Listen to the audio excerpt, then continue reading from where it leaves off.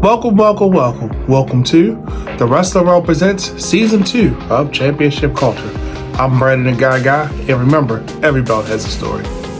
Now, before we get into today's content, I gotta remind you of a couple quick things. Did you know that you can catch all of the Wrestling Realm content anytime just by going to youtube.com/The Wrestling Realm? This includes all 25 episodes of Season 1 of Championship Culture. Don't forget to follow us on all social media platforms, which include Instagram, Threads, X, and Facebook by using the handle @WrestleRealm and also @ChampionshipCulture_ on Instagram. Don't forget to like and subscribe and engage in the conversation because we talk about all things wrestling and all things belts.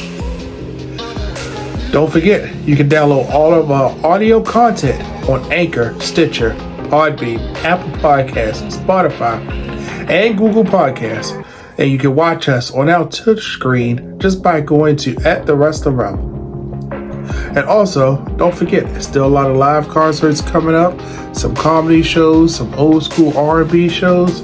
And if you want to save some money when you purchase some tickets, just go over to SeatGeek.com and use the promo code Wrestling Realm. And that saves you on a one-time purchase of anything over $50 or more. Now, with that being said, that we got all the logistics out the way, as you can see, what today's topic is about. We are doing Volume 5 of NXT. And it's insane because when this belt was introduced in 2017, it was during the time when all the belts were being revamped, everything was being changed around for reasons. And when we go ahead and announce it, everybody would be getting it. But this division in particular would have us be introduced to a lot of wrestlers that different parts of the wrestling fans would always see. Different parts of wrestling fans would always hear of. You would have people like the War Raiders, Gallows, Pretty Deadly, Oney Larkin, and Danny Burch, MSK. And these were wrestlers that were considered part of like the indie darling, the other promotion, and even international stars. And now they were making a name for themselves. The same way a lot of the singles competitors had already done with the NXT championship, but now they were letting you know and you had to pay attention to them within this division. And that's what made this belt so special. But before we get any further, let's take a look at the belt.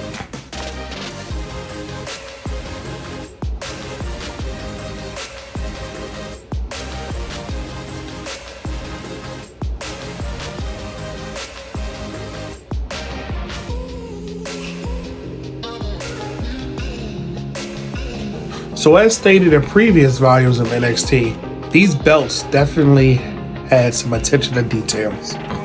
All the way down to the strap. When you really look at it, I don't know if the pictures did it any justice. You start with the belt tip. There's tooling on the side. Sometimes when you get a belt made, the maker will put their stamp on there, but this tooling was a nice little touch on the very tip. Also around this portion of it, as you can see, the snap box has its own little design around it. But we have the classic X that we are starting to grow to see on the NXT Men's, NXT Women's Championship. We start to see this X more prominent on the side.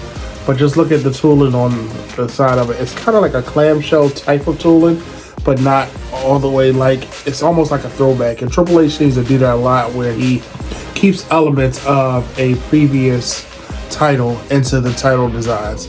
Same thing on the outside, it kind of mirrors it, that the stab box has its own little set design, but we have this type of design on the belt on the end. No belt tip on this belt, but I don't think it needs it.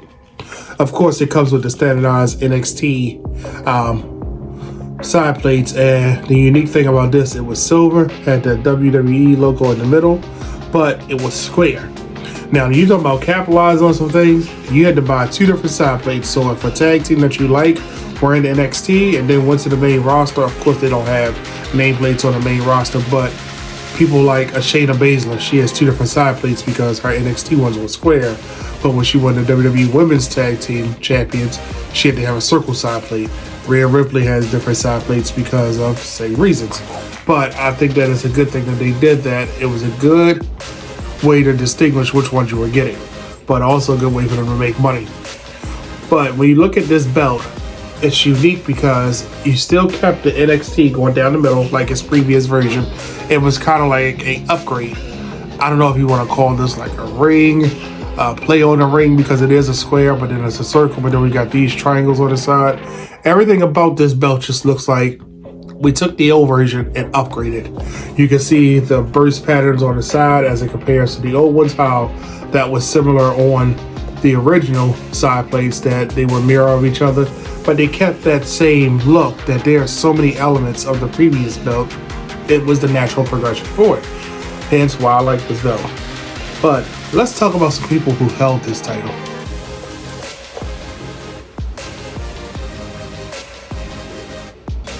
Number 5 goes to the Creed brothers.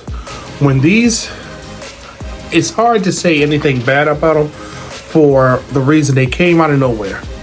I'm not a person that really likes factions, because I think sometimes in this modern era, we get factions just thrown together because we don't know what to do with this person, we don't know what to do with that person, we want to introduce this new star. So it's too many elements at one time for us to really care. But when the Creed brothers were introduced to Dynamite, I automatically was like drawn to, was like, what are these guys going to do? Yeah, they look like the typical wrestlers made into wrestlers, but they had a different feel, they had a different aura, it was something about them. They debuted in August of 2021. By February of 2022, they had won a Dusty Classic, and by June of 2022, they had already defeated Pretty Deadly and became the tag team champions. That's an impressive rookie year. Need I say anything else?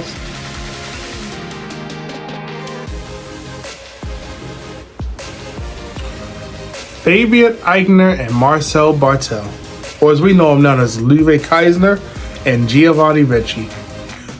Arguably, probably the most shocking and one of the most standout tag teams within NXT. Not really having a lot of time at NXT UK to really flourish and show us what they can do, but at NXT, they definitely, when they had the full force of Imperium, let me take that back, when they had the final iteration of Imperium, because remember, Alexander Wolf at one point were part of them, and they had other people that were like in and out at certain times, but it really became those three gentlemen as Imperium.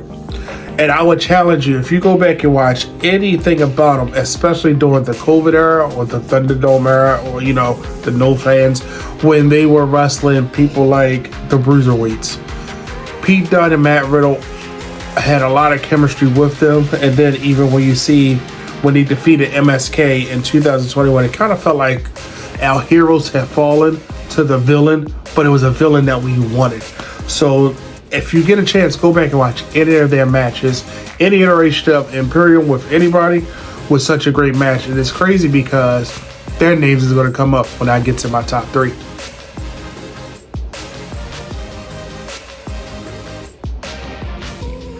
Ironically, number 3 is a team that mixed up with everybody on this list just about.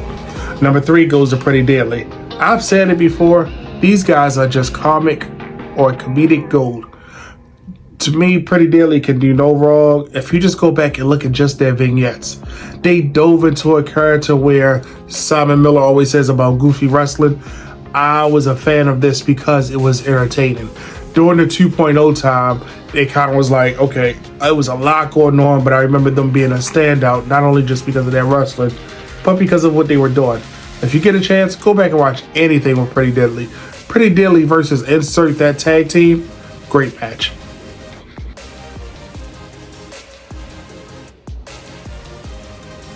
When I tell you number 2, I think I was the happiest to see this because Angelo Dawkins had been around in NXT for a little while. He had been character change, different iterations, different person, and it seemed like when Montez Ford came along, it felt like it was just right. The Street Profits meshed so well together.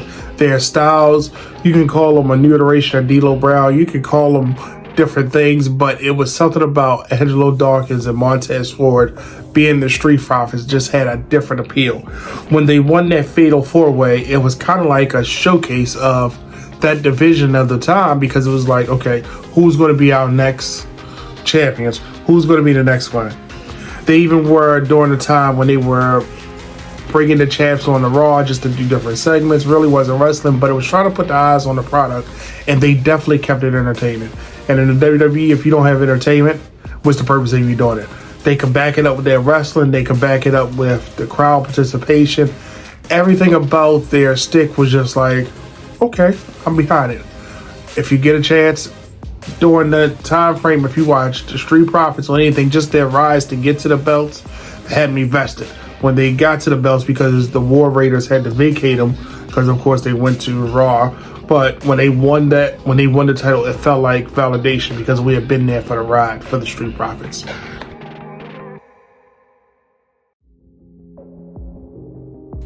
Now, to understand number one, you got to understand history.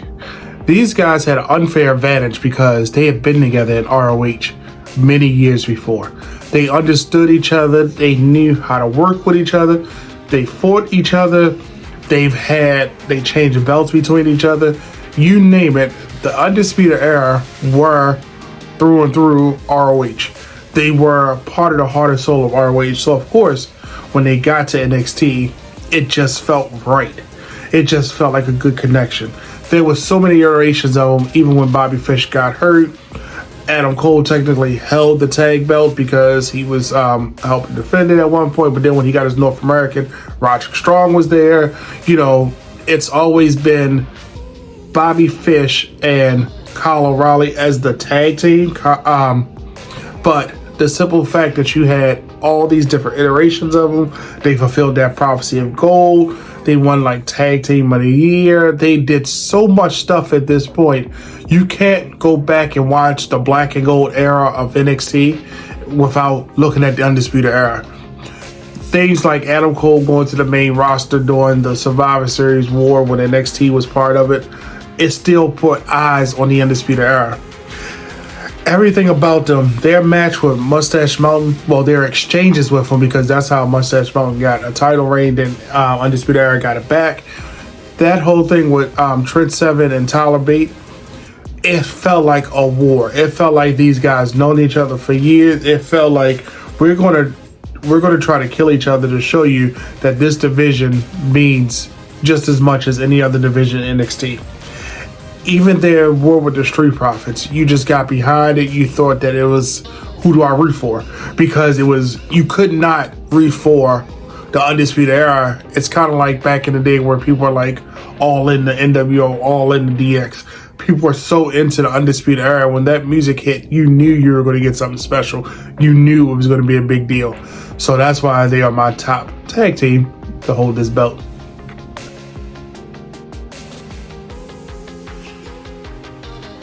Every belt has a story, and let me tell you the one behind this one. When I first saw the first version of the belt, I was instantly in love with that belt. Well, those belts. The first iteration actually was a mirror of each other. And I just love when you can do things like that, because whenever you have a tag team, it should feel like two world champions of that division. And then you had two distinct different belts, and you had to pay attention to them to see that one was, the gold was on this side, one was on that side. When they upgraded the belts and they made them this way, it still screamed champion without having a globe, without having an eagle of some sort. It said exactly what it was. When you look at the main plate, it actually just says tag team and then NXT and then champion, right? Of course, with the WWE logo. Without knowing any background, when you look at this, if somebody was to see this from afar, you're like, ooh, what is he a champion of? And the more and more I saw this belt, the more and more I was like, oh, I gotta have this. I gotta have this. It seemed like the most natural progression. The leather cut on it, everything about it. When anybody held this belt, it just looked like it didn't matter the size of the belt. It mattered who was holding the belt. It just felt perfect to see it on TV, see it defended. It made me interested. Now, of course, the wrestling helped as well, but definitely the look of this belt, how the silver and gold hit it on TV, it was just perfect. Hence why I had to get it. Of course, I got it on the sale during WWE Shop. I always recommend, if you see a belt that you want, just wait for it to get to the price point you really want to spend. It's no point of paying full price for a belt, because if I told you the price I paid for it, you wouldn't believe it. But hence why I have it. Well, there you have it. NXT Volume 5. I think we only got a couple more volumes to wrap up this NXT series, and I wonder what would be next. But you know what? If you want to find out, tune in every Tuesday at 8 p.m. to a new episode of Championship Culture. Because remember, every belt has a story, and I can't wait to hear yours.